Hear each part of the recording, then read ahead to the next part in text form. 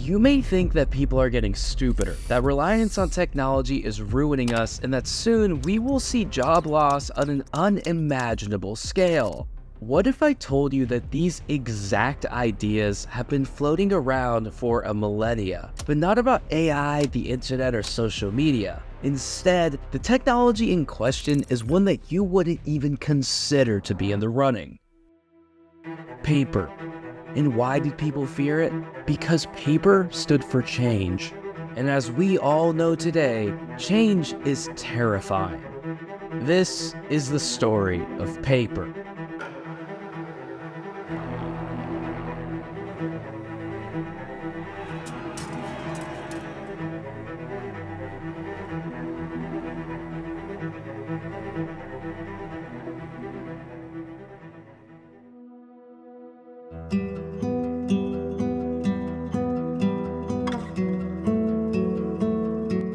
No one exactly knows when language started to be spoken, but by around 50,000 BCE, we started to see that humans drew lines and created decorative objects out of stone. Soon, and by that I mean tens of thousands of years, societies would evolve from tribal villages into sprawling cities based around agriculture. Suddenly, at around 3,300 BCE, all across the world, at least 9 writing systems developed independently of one another within the span of just the next 3,000 years, indicating that humans collectively have reached a point where writing needed to be developed for society to advance. Often, symbols stood for commodities, and simple systems of mathematics were developed to keep track of them. And from that stepping stone, they evolved in correspondence with the complexity of the society around them.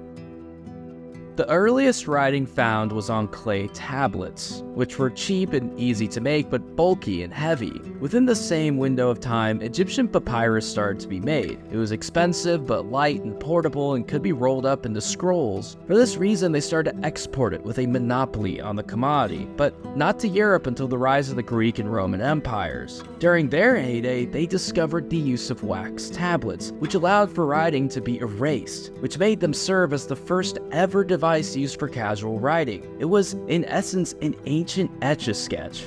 The last innovation before the invention of paper was parchment, which suited being made into codices, or as you may know them, books, whose format allowed significantly more space over scrolls for writing. And with this new writing technology spreading across the globe, there was of course a fear over how it would reshape society. Before writing, everything was orally spoken, and because of that fact, intellect was attached directly to one's ability to memorize. Dumb people were those who couldn't remember things, so if everything started to be written down, suddenly there would be no need to memorize anything, and thus people would stop relying on memory and become dumb. And even worse, these dumb people would then have access to knowledge that they didn't even deserve to know. Yes, I am being serious. And if you don't believe me, maybe Plato could convince you. He once wrote, "Once a thing is put into writing, the composition drifts all over the place, getting not only in the hands of those who understand it, but equally those who have no business with it. It doesn't know how to address the right people and the wrong." This also probably explains why Plato never wrote down what he thought to be his best ideas, and why the writing he did make is almost all in the form of dialogues. Plato feared writing and the change that it represented. So did Aristotle, who stated, "Memory is the scribe of the soul," but change was inevitable.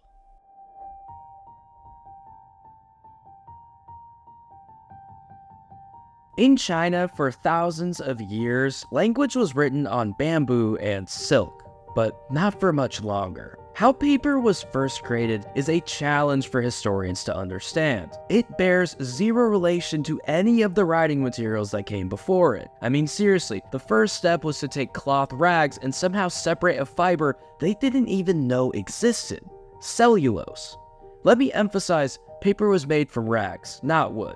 It must have taken years of trial and error and collaboration between multiple great minds. It is highly improbable that a lone genius stumbled across it.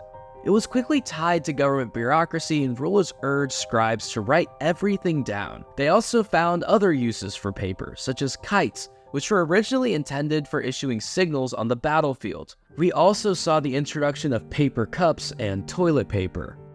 Paper also was quickly adopted by religions in order to record various divine writings. This is also why all of the biggest religions on Earth originated from Asia and the Middle East. With paper, they could easily be spread, but this took some time. For 6 centuries, paper was exclusively an Asian commodity. By the time it did reach other parts of the world, the Roman Empire had fallen, ushering in the Dark Ages, a period where much knowledge, advancement, and progress was completely lost on the continent of Europe, resulting in them having very little use for paper for quite some time. Arabs, however, were very quick to adopt it, specifically because of Islam not allowing for the drawn representation of humans or animals, so instead of images, writing was everywhere. Muslims believed literacy was for everyone, and the result was the world's first truly literate society. Their culture continued to grow in complexity. They obsessed further over mathematics, astronomy, and grappled with plenty of other complex topics. Their advanced nature allowed for them to conquer and colonize new territories, one of which was Spain. Muslims inhabited the land there for approximately 800 years, but like all societies in history, they inevitably would face collapse. And when that moment came, they left Europe a gift, one that would change the course of history forever: paper.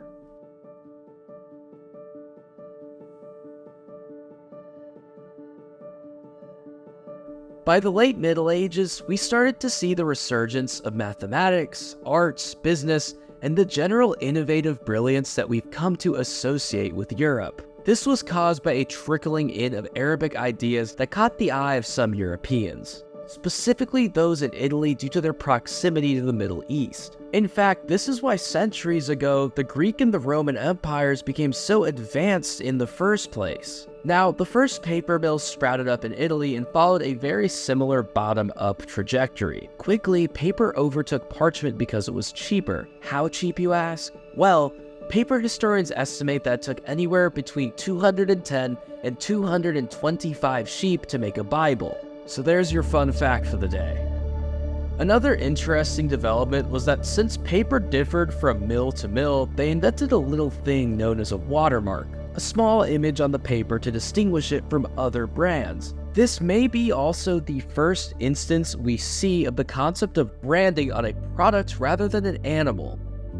In the 11th century, laws also started to be written down, as they theorized that a written law was more impactful than an orally memorized one. The first famous example of this theory in use was King William's Domesday Book, which contained a huge survey of all the land in England and Wales for taxation purposes. However, the book and legal code were infrequently used since reading was something that very few could do. It was still by and large an illiterate society in which only the ultra-wealthy or monks in monasteries had the ability to read. This was also due to how books themselves were made. They were crafted to be so elegant and large that often wealthy people would buy them just for decoration and never actually read them. If they did, it had to be on a special lectern. The books were so unwieldy that the famous Italian poet Petrarch attempted to read one without assistance and dropped it on his leg, injuring himself so badly that he almost needed amputation.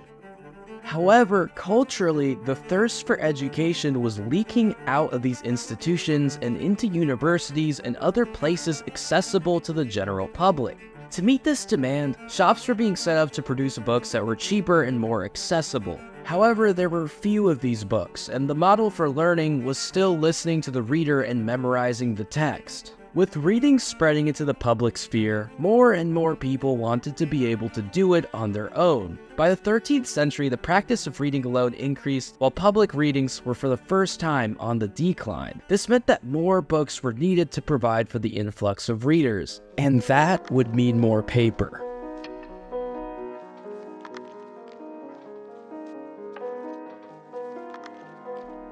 By the 14th century, papermaking was a common industrial activity in Europe. In fact, they made so much that they started to export it back into the Arabic world. Scribes, in an attempt to write books quicker, started to trace paper, but this only provided a minimal bump in efficiency. It was not enough to keep up with the demand. However, on the other side of the globe, for centuries the Chinese have been using a technology that was the answer to all of their problems. It's important to know that by this point in time, Asia and the Arabic world were in decline. Their days of discovery and innovation were mostly behind them. China had the ability to print for centuries and barely used it. By the 15th century, Europe was absolutely primed to adopt the printing press. Sellers were failing to have enough supply to keep up with the demand. Not to mention, European languages were far more suitable for printing than Asian or Arabic ones. Early European printers were almost all goldsmiths, since making type required one to be skilled with metal, and quickly the technology revolutionized bookmaking. But once again, people feared the change that it stood for. There were, quote, some who thought it was barbarism, some who thought it was the end of civilization, and some who thought it was a threat to their jobs. People feared that the printing press would remove the humanity from writing, and of course that's assumed to be inherently bad. It would stifle creativity, especially because they thought it would replace writing altogether. And people also feared the jobs that scribes would lose since it was essentially replacing them. But change is change. People only thought of the negatives, of losing what they already knew. However, what they gained was incredible. If it wasn't the case before, by the end of the 15th century, Europe was definitively the most advanced civilization on Earth in every field imaginable. Art, which was undergoing its own revolution, started to be sketched on paper, and combined with the ability to print, we witnessed the greatest advancements in the history of art. It was for the first time affordable for the masses. A similar thing occurred with music. Since it could be written down in compositions, music could not only be more complex, but composers could make a living by selling their compositions. Just to illustrate how drastically the printing press changed Europe, in the second half of the 15th century, around 8 million books were made. In that 50-year period, more books were made than in all of European history. And then the world flipped into the 16th century. And in 1517, Martin Luther used the printing press to spread the word of the Reformation. This marked the first ever written revolution, also making it the first large-scale propaganda campaign of its kind. While all this was happening, Europe was starting to participate in a new era of civilization, one in which they would sail across the ocean and conquer foreign territories. They had discovered the new world, and they intended to conquer it. Once the British had established their own colonies in the New World, they purposely stifled the paper-making industry in them. Paper was needed for gunpowder weaponry, and thus, if a colony could make all the paper it needed, it could increase the chances of rebellion. Because of this, very few mills existed in the 13 colonies, and the paper was of poor quality, so no one wanted to use it anyway. This created a dependence on Britain for importing paper, which is precisely what they wanted. However, on top of forcing this dependency, down the line they also decided to tax every piece that the colonists were forced to import, and this law would be called the Stamp Act. This was one of many taxes imposed upon the colonists without their consent or representation. The fact that they had no representation led to a genuine fear that the British could slowly impose more and more regulations to where the colonists could essentially end up as slaves to the crown. And this fear of slavery drove the colonies to revolution, and was the context for the infamous quote, "Give me liberty or give me death."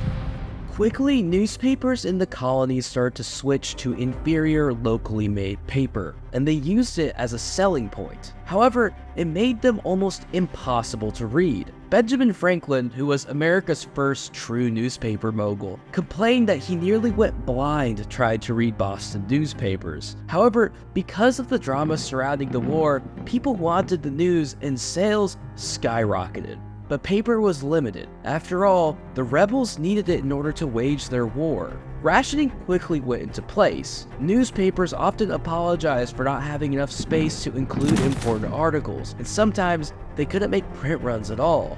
Anyone who worked at one of the 80 paper mills in the colonies was exempt from conscription into the Continental Army, but the issue of finding enough rags to keep the mills running was also plaguing them. The result was that the colonies instituted rag rationing. Citizens were encouraged to save and donate them for military use. After battles, corpses would be stripped clean by ragmen who would deliver piles of bloodied clothes into paper mills for a bit of change, a practice that was commonplace into the Napoleonic era. But that wasn't enough. The Continental Army once commandeered a 3,000-copy press run of the German Bible and in a separate incident took 2 wagon loads of unbound books. At one point, they raided Benjamin Franklin's old printing office. These were integral to the war effort. In 1775, the first mill was built exclusively for making paper cartridges for rifles. And well, as we all know, apparently they had just enough to scrape through and gain American independence. Shortly after, Congress placed tariffs on imported paper, an act which secured the future of papermaking within the infant nation. By the way, this also wasn't the only time paper was used to revolt against British rule. Gandhi would go on to start a papermaking school because he wanted Indians to use purely Indian paper. After the Revolutionary War, paper would also play a key role in the French Revolution. In 1780, 30% of workers knew how to read in France. The monarchy attempted to prevent this by creating a lengthy list of banned books, ironically written and distributed on many sheets of paper. For those who were illiterate, pictures started to make their way into newspapers as well. Once the storming of the Bastille occurred, the prisoners inside were freed, a whopping 40% of which were directly involved in the bookmaking business. From this point, the state of papermaking remained the same for quite some time, and that all changed in 1867 because paper started to be made from wood. Now, technically wood and paper was invented in the 1760s, but it quickly died out because it was impractical. But 1867 marked the year that wood and paper became a commercially viable product. But why did it take so long for it to emerge? Well, because logically back then, if you were to look at a sheep and a tree side by side, the sheep would seem significantly closer to paper. Wool could be turned into rags and rags into paper. But much more had to be done to a tree to reach the same result, so the idea didn't really occur later on until after the discovery of cellulose. And over the next 2 decades, wood and paper took the world by storm. This advancement was a godsend to the United States because they had far more forests than the Europeans did, which meant Europe had to import large quantities of wood pulp from the US.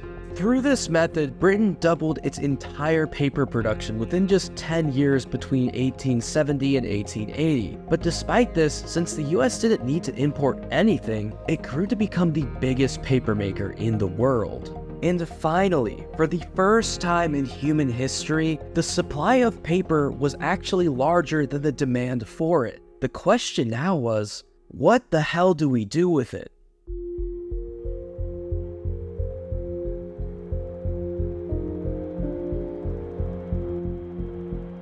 In the 1870s, it became fashionable to make inexpensive paper versions of everything. And I mean it. Petticoats, coffins, boats, and paper shirt collars alone were a $75 million per year industry. And for those questioning the boats, in 1874, a guy completed a 2,500-mile voyage in one, an 8-month odyssey from Quebec to the Gulf of Mexico. However, as the decades kept passing by, one strange idea kept resurfacing: paper clothing. Purely because it was light and cheap, the fad would rise back into the public zeitgeist from time to time. This culminated in the 1960s, where paper clothing suddenly took the world by storm. It all started with paper dresses, which, despite being non-washable and highly flammable, they were hard to resist because, well, they were only $1. Companies saw unexpected surges in demand. By 1967, Mars Manufacturing, the leading paper clothing maker in the world, was selling 80,000 a week. This gave them the capacity to make more kinds of paper clothing, and they also started to sell well. Among them were paper vests, evening gowns, lingerie, and even bridal gowns, which were sold for the hefty price of $15. After all, they were only meant to be worn once. Another company went as far as to create water-resistant raincoats and bikinis that supposedly held together in the water, but only if you were brave enough to try it. Paper clothes were so big, even the US military genuinely considered making disposable paper uniforms. Time magazine even went as far as to make the bold prediction that, quote, paper clothing is here to stay. Well, it wasn't. Within 3 years, the trend vanished completely, hopefully forever.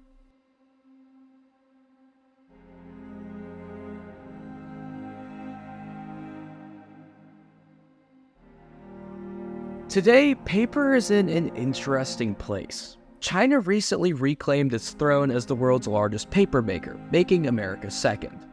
Throughout the years, the destruction wreaked on forests, among other forms of pollution, were weeded out and corrected, but that was a long-fought battle. The paper industry will be quick to point out that there are more trees in the US than there were 100 years ago, but a very large percentage of these trees were planted to replace harvested virgin forests that have been greatly reduced, and in the process destroying entire ecosystems of animals who depended on them. With the rise of the internet, some predicted that paper would vanish altogether, but that has hardly been the case. As with any technological revolution, there are winners, losers, and those who are unaffected. The biggest losers by far were newspapers, who have been dropping at an astonishing rate for the past 2 decades. Diapers are one form of paper that will always be around. Even as population demographics shift to be older across the globe, diapers are just as needed. Japan currently makes more diapers for adults than they do for children.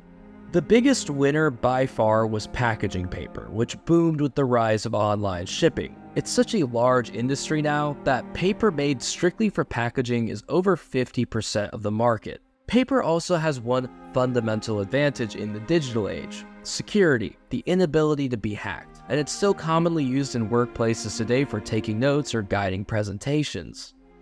E-readers such as Kindle, which were predicted to destroy paper book sales, hardly did so. Many people still prefer physical books over electronic. I'm one of them. Most of the decline in physical book reading is likely attributed to other mediums of entertainment becoming popular, such as TV and video games. Or people listen to audiobooks, which has ushered in a strange and unexpected return to oral communication that would make the ancient Greek philosophers proud.